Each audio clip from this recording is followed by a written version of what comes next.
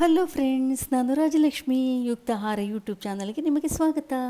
ಗೋಧಿ ಹಿಟ್ಟು ಬೆಲ್ಲ ಉಪಯೋಗಿಸಿ ಕುಕ್ಕರಲ್ಲೇ ಮಾಡುವಂತಹ ಬಹಳ ರುಚಿಕರವಾದ ಸ್ಪಾಂಜಿಯಾದ ಆರೋಗ್ಯಕರವಾದ ಕೇಕನ್ನು ಮನೆಯಲ್ಲೇ ಹೇಗೆ ತಯಾರಿಸ್ಬೋದು ಅಂತ ನೋಡೋಣವ. ಇವಾಗ ಮೊಟ್ಟೆ ಅಥವಾ ಕಂಡೆನ್ಸ್ ಮಿಲ್ಕ್ನ ಉಪಯೋಗ ಕೂಡ ಇಲ್ಲ ಈ ಕೇಕ್ಗೆ.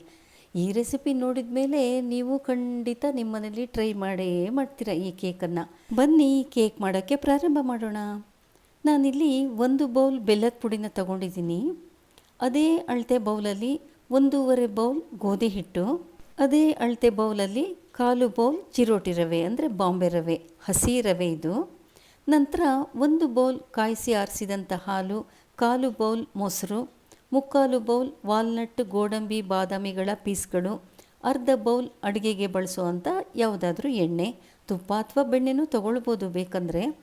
ನಂತರ 3-4 ದಾಲ್ಚಿನ್ನಿ ಚಕ್ಕೆ ಪೀಸ್ಗಳು, ಹಾಗೆ 5-6 ಯಾಲಕ್ಕಿನ ಸಿಪ್ಪೆ ತೆಗೆದು ಅದರ ಬೀಜಗಳನ್ನು ಒಟ್ಟಾಗಿ ಕುಟ್ಟಿ ನೈಸ್ ಪೌಡ್ರ್ ಮಾಡ್ಕೊಳ್ಬೇಕು. ಈಗ ಸ್ಟವ್ ಹೊತ್ತಿಸಿ ಒಂದು ಪಾತ್ರೆಗೆ 1 ಬೌಲ್ ಬೆಲ್ಲ ಹಾಕಿ 6-8 ಚಮಚದಷ್ಟು ನೀರು ಹಾಕಬೇಕು. ಕೇವಲ 6-8 ಚಮಚ ಮಾತ್ರ ನೀರು ಸಾಕಾಗುತ್ತೆ. ಬೆಲ್ಲ ಚೆನ್ನಾಗಿ ಕರಗಿ ಅದು ಕುದಿಯುತ್ತಲ್ಲ, ಆಗ ಸ್ಟವನ್ನು ಆಫ್ ಮಾಡಿಬಿಟ್ಟು ಆ ಬೆಲ್ಲನ ತಣಿಯೋದಕ್ಕೆ ಬಿಡಬೇಕು. ನಾನಿಲ್ಲಿ ಮೀಡಿಯಮ್ ಸ್ವೀಟನ್ನು ತೋರಿಸಿದ್ದೀನಿ. ಇನ್ನು ಜಾಸ್ತಿ ಸ್ವೀಟ್ ಇರಬೇಕು ಕೇಕ್ ಅಂದರೆ ಇನ್ನೊಂದು 3-4 ಚಮಚ ಬೆಲ್ಲದ ಪುಡಿ ತಗೊಳ್ಬೋದು. ಈಗ ಒಂದು ಜರಡಿಗೆ 1.5 ಬೌಲ್ ಗೋಧಿ ಹಿಟ್ಟು ಮತ್ತು 1/4 ಬೌಲ್ ಚಿರೋಟಿ ರವೆ ಹಾಕಿಬಿಟ್ಟು 3/4 ಚಮಚ ಬೇಕಿಂಗ್ ಪೌಡರ್ ಹಾಗೆ 1/4 ಚಮಚ ಬೇಕಿಂಗ್ ಸೋಡಾ ಹಾಕಿ ಎಲ್ಲ ಒಟ್ಟು ಪದಾರ್ಥಗಳು ಚೆನ್ನಾಗಿ ಮಿಕ್ಸ್ ಆಗಲಿ ಅಂತ ಹೀಗೆ ಸಾಣಿಸ್ಕೊಳ್ಬೇಕು. ಈಗ ಕೇಕ್ ಮಾಡುವಂಥ ಕಂಟೈನರ್ಗೆ ಅರ್ಧ ಚಮಚದಷ್ಟು ಎಣ್ಣೆ ಹಾಕಿ ಅದು ಆ ಕಂಟೈನರ್ಗೆ ಎಲ್ಲ ಕಡೆ ಬರೋ ಹಾಗೆ ಅಪ್ಲೈ ಮಾಡಬೇಕು. ನಂತರ 1 ಚಮಚದಷ್ಟು ಗೋಧಿ ಹಿಟ್ಟನ್ನು ಹಾಕಿ ಆ ಹಿಟ್ಟು ಕೂಡ ಕಂಟೈನರ್ ಎಲ್ಲ ಕಡೆಗೆ ಬರೋ ಹಾಗೆ ಹೀಗೆ ಕಂಟೈನರನ್ನು ಆಡಿಸ್ಬಿಟ್ಟು ನಂತರ ಹೆಚ್ಚಾದ ಗೋಧಿ ಹಿಟ್ಟನ್ನು ಒಂದು ಪ್ಲೇಟ್ಗೆ ಹೀಗೆ ತೆಗಿಬೇಕು. ಈಗ ಬೆಲ್ಲದ ನೀರು ಪೂರ್ತಿ ತಣ್ಣಗಾಗಿದೆ. ಅದನ್ನು ಒಂದು ಬೌಲ್ಗೋ ಅಥವಾ ಮಿಕ್ಸರ್ ಜಾರ್ಗೋ ಶೋಧಿಸ್ಕೊಂಡ್ಬಿಟ್ಟು ಅದೇ ಮಿಕ್ಸರ್ ಜಾರ್ಗೆ ಅಳ್ದಿಟ್ಕೊಂಡಿದ್ವಲ್ಲ 1/4 ಬೌಲ್ ಮೊಸರು ಮತ್ತು ಅರ್ಧ ಬೌಲ್ ಎಣ್ಣೆ ಅದನ್ನು ಕೂಡ ಸೇರಿಸ್ಕೊಂಡ್ಬಿಟ್ಟು ಒಮ್ಮೆ ಮಿಕ್ಸರ್ಗೆ ಹಾಕ್ಕೊಳ್ಬೇಕು. 3 ಪದಾರ್ಥಗಳು ಚೆನ್ನಾಗಿ ಮಿಕ್ಸ್ ಆಗಿರುತ್ತೆ. ಈಗ ಸ್ಟವ್ ಹೊತ್ತಿಸಿ ಒಂದು ಕುಕ್ಕರ್ ಇಟ್ಟು ಅರ್ಧ kgಯಷ್ಟು ಉಪ್ಪನ್ನು ಹಾಕ್ಕೊಳ್ಬೇಕು.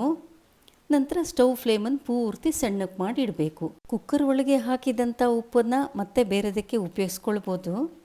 ಈಗ ಮಿಕ್ಸರಲ್ಲಿರೋ ಬೆಲ್ಲ ಮೊಸರು ಎಣ್ಣೆ ಮಿಶ್ರಣನ ಒಂದು ದೊಡ್ಡ ಬೌಲ್ಗೆ ಹಾಕಿ ಅದಕ್ಕೆ ಮೊದಲೇ ಸಾಣಿಸಿಟ್ಟಿದ್ವಲ್ಲ ಹಿಟ್ಟುಗಳನ್ನು ಅದನ್ನು ಹಾಕಿಬಿಟ್ಟು ಒಮ್ಮೆ ಸ್ಪ್ಯಾಚುಲದಿಂದ ಹೀಗೆ ಮಿಕ್ಸ್ ಮಾಡ್ಕೊಳ್ಬೇಕು. ಈ ಮಿಶ್ರಣ ತುಂಬ ಗಟ್ಟಿಯಾಗಿರುತ್ತೆ. ಈಗ ಮೊದಲೇ ಅಳ್ದಿಟ್ಟಿದ್ವಲ್ಲ ಹಾಲು ಅದನ್ನು ಸ್ವಲ್ಪನೇ ಹಾಕ್ಕೊಂಡು ಮತ್ತೆ ಮಿಕ್ಸ್ ಮಾಡಬೇಕು. ನಾನಿಲ್ಲಿ 1 ಬೌಲ್ ಹಾಲನ್ನು ಅಳ್ಕೊಂಡಿದ್ದೆ ಅಲ್ವಾ, ಅದರಲ್ಲಿ ಈ ಕೇಕಿಗೆ ಬಳಸಿದ್ದಂಥದ್ದು ಅರ್ಧ ಬೌಲ್ ಹಾಲು ಮಾತ್ರ.